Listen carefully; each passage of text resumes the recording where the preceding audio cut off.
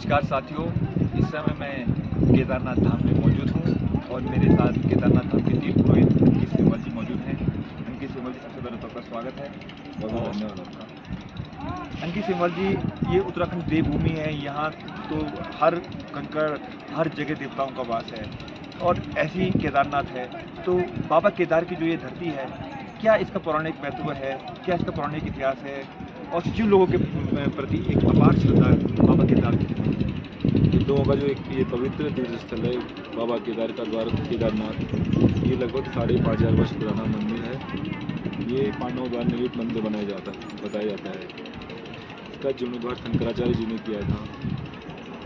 आज से लगभग पुराणों में इसका उल्लेख है। लगभग 5,000 वर्ष पूर्व जब पांडव और कौरवों का युद्ध होता है, उस समय पे जब सब कौरवों को वीर गति प्राप्त हो जाती है, कौरव मारे जाते हैं और जब पांडवों को राज्य मिल जाता है, पांडव अपने राज्य में आते तो कुछ समय बाद एक आकाशवाणी होती, पांडव आपने जो कर्म किए हैं तो राज्य तो मिल चुका है, लेकिन आपने जो कर्म किए गुरु हत्या का और गोत्र हत्या का जो दोष है, इनसे आपको मुक्ति नहीं मिल सकती है।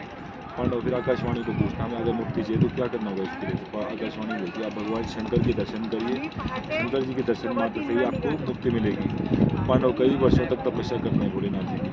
भोलेनाथ जी दर्शन देना नहीं चाहते उन्हें, लेकिन लास्ट में जब क्या होता है, भोलेनाथ से बचते बचते इस जगह पर पहुँचते केदारनाथ में। पांडव जब आते हैं, शंकर जी थके यहाँ पे एक भैंस का रूप ले लेते हैं और कुछ मायावी नकली भैंसें बना देते हैं, 150 भैंसें बना देते हैं। पांडव आते हैं, देखते हैं भैंस इस वीरान जगह पे भैंस कहाँ से आ गई। पांडव क्या करते हैं कि युधिष्ठिर भीम को आज्ञा देता है, तो आमने सामने पर्वत देख रहे हैं कि आप बड़ा रूप लीजिए और दोनों पर्वतों पर अपने दोनों पैर रखिए। भीम जी बड़ा रूप लेके इन पर्वतों पे अपने पैर रखते हैं और युधिष्ठिर जी और जो अन्य पांडव होते हैं वो भैंसों को उनके पैरों के नीचे से हाँकने लग जाते हैं। तो जो मामूली भैंसें थी, सामान्य भैंसें थी, वो तो भीम के पैरों के नीचे से निकल जाती हैं। और जो भगवान शंकर ने जिस भैंस का रूप लिया था, तो भीम जी के पैर के नीचे से निकल नहीं सकती, इसलिए वो जिस जगह पे ज्योतिर्लिंग है वहीं पे वो भैंस मुँह के बल जमीन के अंदर धंस जाती है।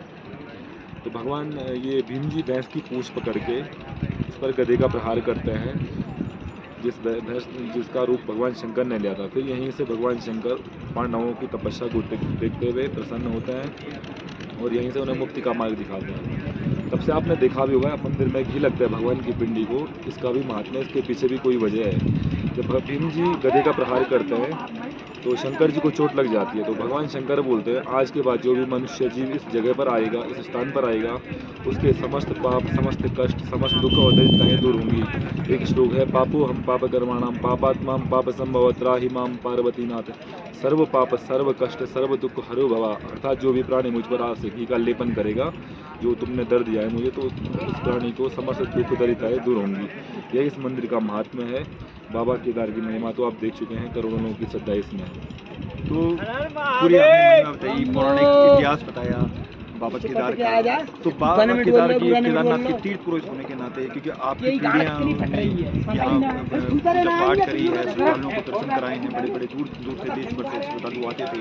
तो एक तीर्थ पुरुष होने के नाते और एक नागरिक होने के नाते प्रशासन से और देश भर से आने वाले श्रद्धालुओं से आपकी क्या संदेश है, क्या आप मानते हैं? देखिए, समय के साथ सब चीज़ें बदलती हैं। कभी ऐसा समय था जब सिर्फ हमारे पूर्वज यहाँ पे होते थे।